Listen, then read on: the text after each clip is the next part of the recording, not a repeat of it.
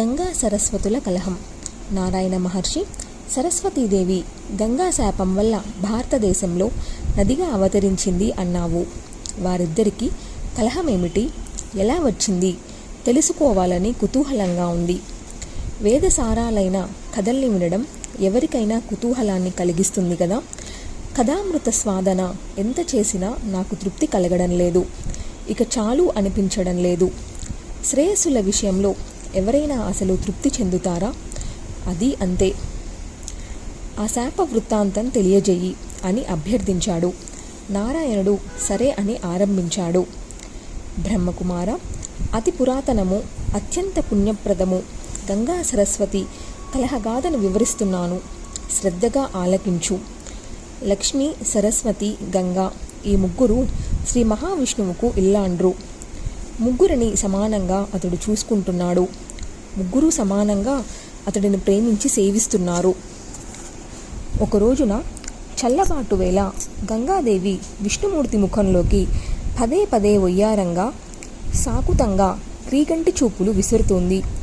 ప్రభు గమనించాడు, స్పందించాడు. తాను చూపులు కలిపాడు. వీరిద్దరి వ్యవహారాన్ని లక్ష్మీ సరస్వతులు గమనించారు.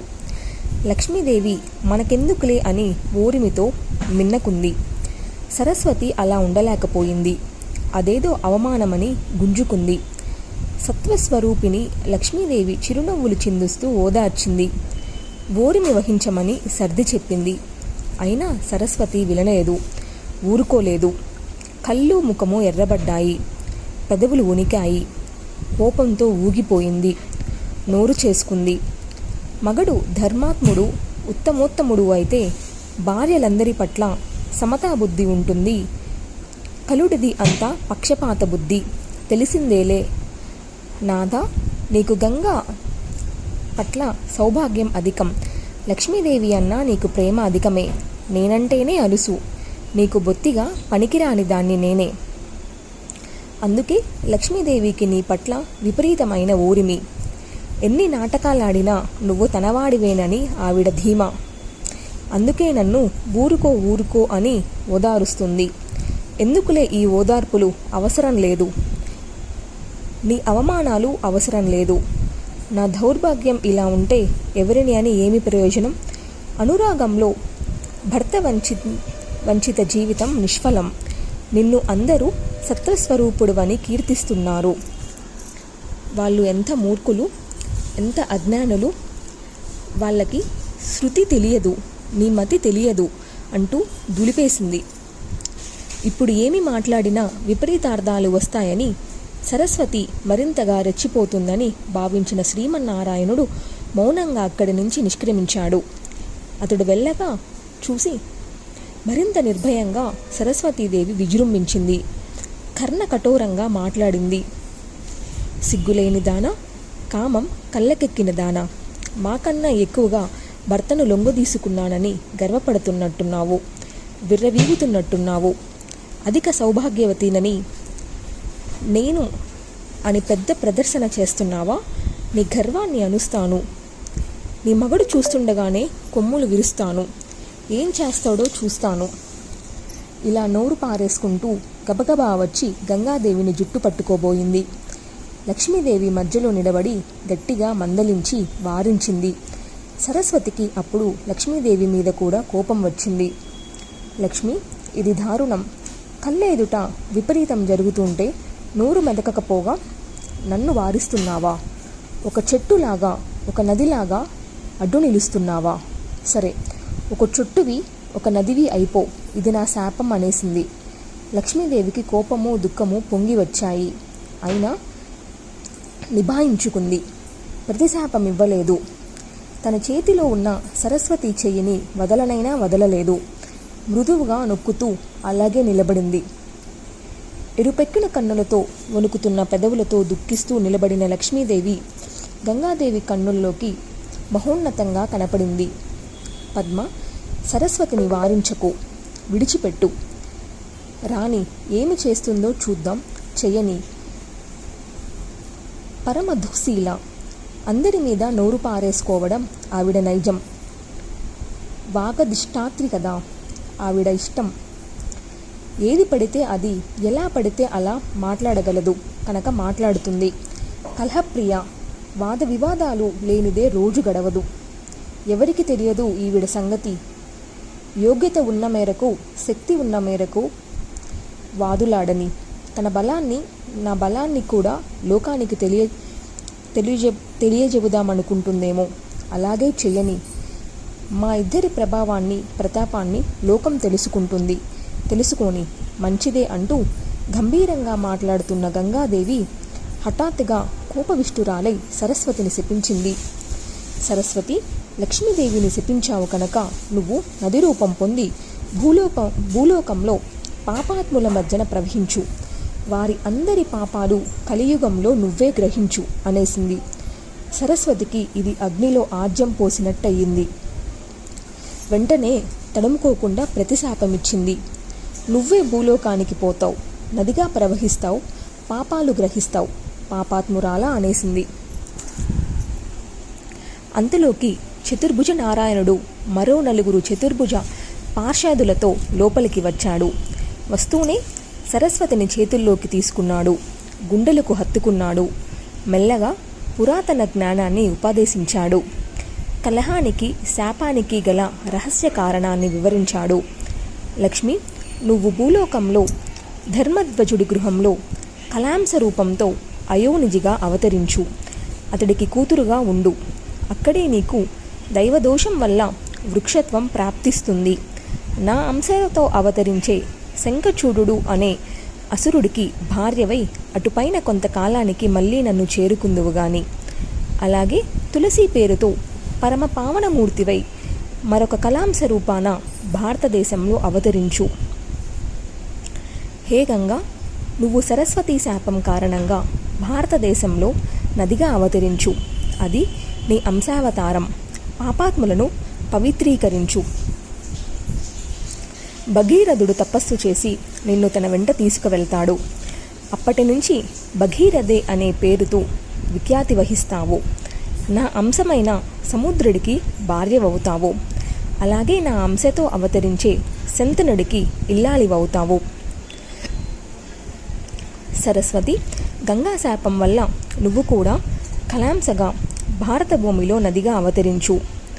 సవతులతో కలహాలను అనుభవించు. సత్యలోకంలో బ్రహ్మకు ఇల్లాలివై ఆనందించు. గంగా, నువ్వు ఈ వైకుంఠంలో పద్మగాను, శివస్థానమైన కైలాసంలో గంగగాను కీర్తింపబడతావు. క్రోధరహితవై, శాంతి సత్వస్వరూపినివై, మహాసాధ్వివై, ధర్మచారినివై, సుశీలవై, పరమపావనివై అందరి ప్రశంసలు అందుకుంటావు, పూజలు అందుకుంటావు. మీరు ముగ్గురు ఇలాగే ప్రతి విశ్వంలోనూ, ప్రతి కల్పంలోనూ కీర్తింపబడతారు, స్తుతింపబడతారు, పూజింపబడతారు. మీరు మంగళప్రదలు. పనిలో పనిగా లోకంలో అందరికీ పనికి వచ్చే ఒక ఉపదేశం చేస్తున్నాను, మీరు ఆలకించండి.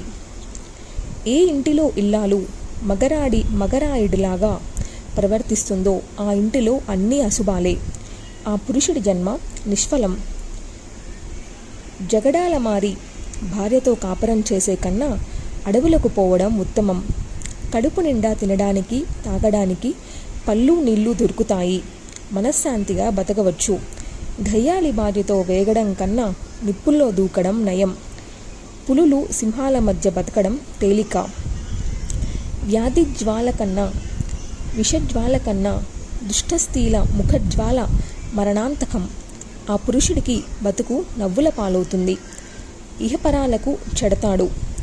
జీవన్మృత్యుడు కింద లెక్క. ఒక పురుషుడికి ఒక ఇల్లాలు ఉండటం ఉత్తమోత్తమం. ఆవిడ గుణవతి, శీలవతి అయితే చాలు. ఆ పురుషుడి జన్మ ధన్యమైనట్టే. అంతటి సుఖి మరొకడు ఉండడు. బహుభార్యలు ఉండటం ఎంతటి వాడికైనా నరకమే. అది ధర్మ విరుద్ధము, వేద విరుద్ధము కూడా. అందులోనూ సవతులు ఒకే చోట ఉండటం మరింత నరకం. నేనే ఉదాహరణ. అందుచేత గంగా, నువ్వు శివస్థానానికి వెళ్ళు. సరస్వతి, నువ్వు బ్రహ్మస్థానానికి వెళ్ళు. లక్ష్మీదేవి ఒక్కతే ఇక్కడ ఉంటుంది. అందరికీ సుఖంగా ఉండేందుకు ఈ ఏర్పాటు చేస్తున్నాను. శ్రీహరి మాటలు విని ముగ్గురు పశ్చాత్తాపంతో కుమిలిపోయారు. ఒకరినొకరు కౌగులించుకొని విలపించారు. శాపాలు, భూలోక నివాసము, నదీ రూపాలు తలుచుకొని గజగజలాడిపోయారు. క్రమంగా తేరుకొని జగన్నాథుణ్ణి బతిమాలుకున్నారు. ముందుగా సరస్వతీదేవి నోరు విప్పింది. నాదా, నాకు శాప విమోచనం అనుగ్రహించు. నిన్ను విడిచిపెట్టి నేను వెళ్ళలేను. నీలాంటి ఉన్నతులే శాపాన్ని మళ్లించడానికి సమర్థులు. నువ్వు కాదంటే నిప్పుల్లో దూకి ప్రాణాలు వదులుతాను అంది. వెంటనే గంగాదేవి అందుకుంది. జగన్నాథ, నేనేమి తప్పు చేశానని నన్ను వదిలిపెడుతున్నావు?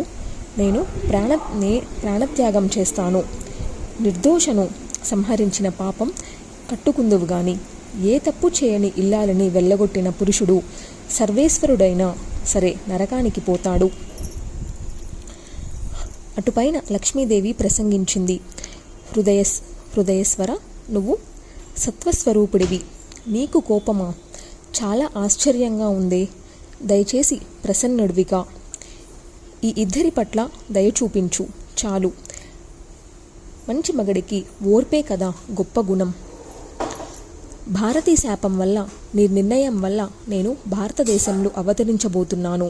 సరే, అవతరిస్తాను. అయితే ఎంతకాలం ఉండాలి అక్కడ నేను? మళ్ళీ నీ సన్నిధిని నేను ఎప్పటికి నోచుకుంటాను? నదీ రూపం ధరించానంటే మహాపాపులు అందరూ వచ్చి మునకలు వేస్తారు. వారి పాపమంతా నాకు చుట్టుకుంటుంది. మరి ఆ మహాపాపముల నుంచి నాకు విముక్తి ఎలాగా? నీ సన్నిధికి తిరిగి చేరుకోవడం ఎలాగా? అలాగే ధర్మధ్వజుడి ఇంట కూతురిగా తులసి రూపాన్ని ధరించమన్నావు. ధరిస్తాను. ఆ జన్మను అనుభవిస్తాను. అచ్యుత, మళ్ళీ నీ పాద పద్మాల చెంతకు చేరుకునేదెప్పుడు? ప్రభు, నువ్వు అధిష్టాన దేవతగా తులసి వృక్ష రూపాన్ని ధరిస్తాను. ఎప్పుడు నన్ను ఉద్ధరిస్తావో దయచేసి ఆ ఒక్క ముక్క చెప్పు. నువ్వు కృపానిధివి కనుక నాకు గంగా సరస్వతులకు శాప విమోచనం ఎప్పుడో, నీ సన్నిధికి తిరిగి రావడం ఎప్పుడో చెప్పి మమ్మల్ని అనుగ్రహించు. సరస్వతిని బ్రహ్మ సదనానికి, గంగను శివమందిరానికి పొమ్మన్నావు. ఈ ఒక్క మాటను ఉపసంహరించుకో అంటూ లక్ష్మీదేవి శ్రీహరి పాదాల మీద పడి ఓలున విలపించింది. తన జడతో పాదాలను చుట్టి పట్టుకుంది. భక్తానుగ్రహ కాతరుడైన అచ్యుతుడు ప్రసన్నుడయ్యాడు. మందహాస సుందర వదన విందుడై లక్ష్మీదేవిని భుజాలు పట్టి పైకి ఎత్తి గుచ్చి కౌగిలించుకున్నాడు. మృదువుగా బదులు పలికాడు. సురేశ్వరి, నా హృదయేశ్వరి, నీ అభ్యర్థనకు మన్నిస్తున్నాను.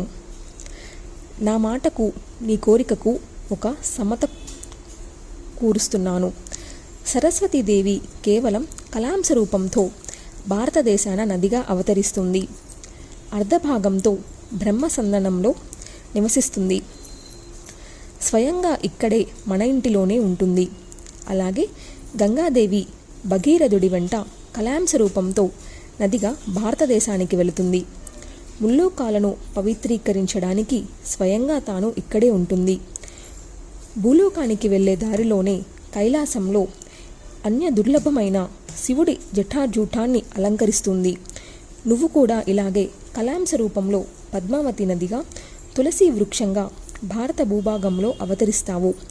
కలియుగంలో 5000 సంవత్సరాలు గడిచాక మీరు ముగ్గురు తిరిగి పరిపూర్ణ రూపాలతో నా ఈ వైకుంఠానికి చేరుకుంటారు. చింతించకండి. సంపదలు వచ్చినప్పుడే ఆపదలు వస్తాయి. నిజానికి సంపదలకు ఆపదలే హేతువులు. ఆపదలు వచ్చినప్పుడే కదా ఎవరి మహిమ అయినా బయటపడేది. అంచేత మీ మహిమలు లోకానికి తెలియడం కోసమే ఈ ఆపదలు వచ్చాయనుకోండి. నారాయణ మంత్రోపాసకులైన సజ్జనుల దర్శన, స్పర్శన, స్నానవగహనాలతో మీరు పాప విముక్తులవుతారు. ఎందరు పాపాత్ములు మీలో స్నానాలు చేసినా ఒక సజ్జనుడు స్నానమాడితే చాలు, ఆ కల్బిషాలన్నీ పటాపంచలైపోతాయి. మీ పవిత్రత మీకు మిగులుతుంది. నా భక్తుల దర్శన స్పర్శనాలతో మీరే కాదు, భూలోకంలో ఉన్న అసంఖ్యక నదీ తీర్థాలన్నీ పరిపూతాలవుతున్నాయి. అసలు నా భక్తులు భారతదేశంలో సంచరించేదే ఇందుకోసం, భూమిని, నదులను పవిత్రీకరించడానికే.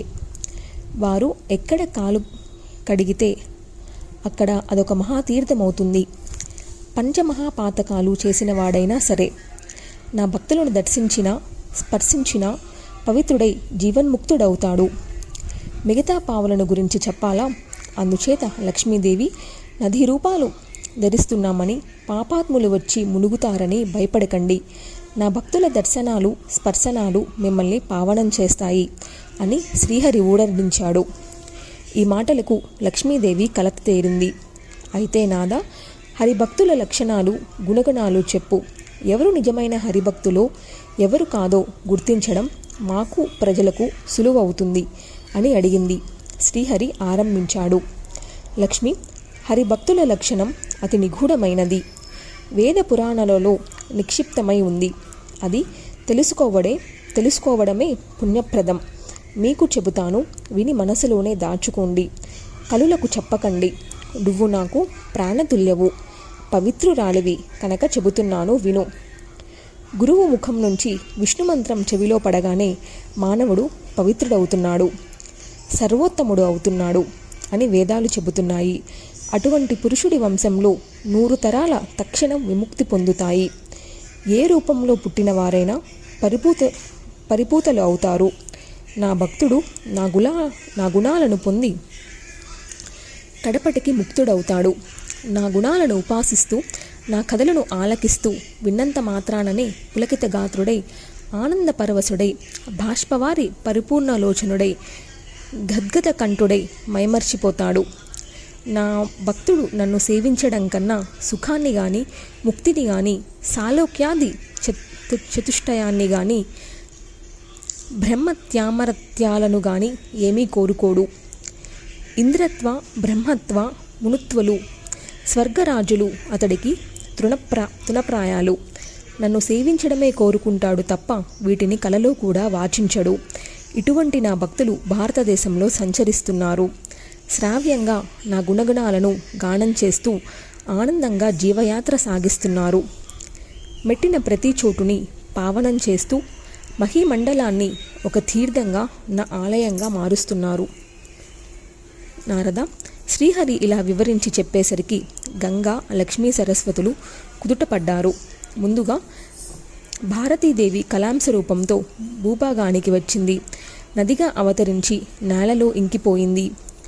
వాపి కూప తటకాలన్నింటా తన అంశతో ప్రకాశించింది.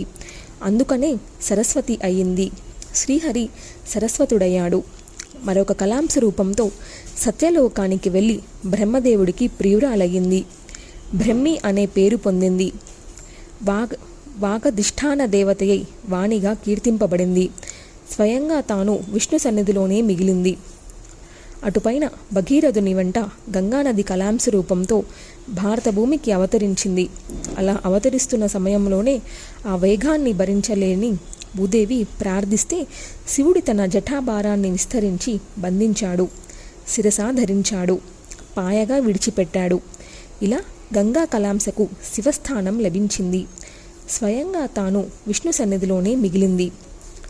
లక్ష్మీదేవి ఒక కలాంశ రూపంతో పద్మావతి నదిగా భారత భూమికి దిగింది.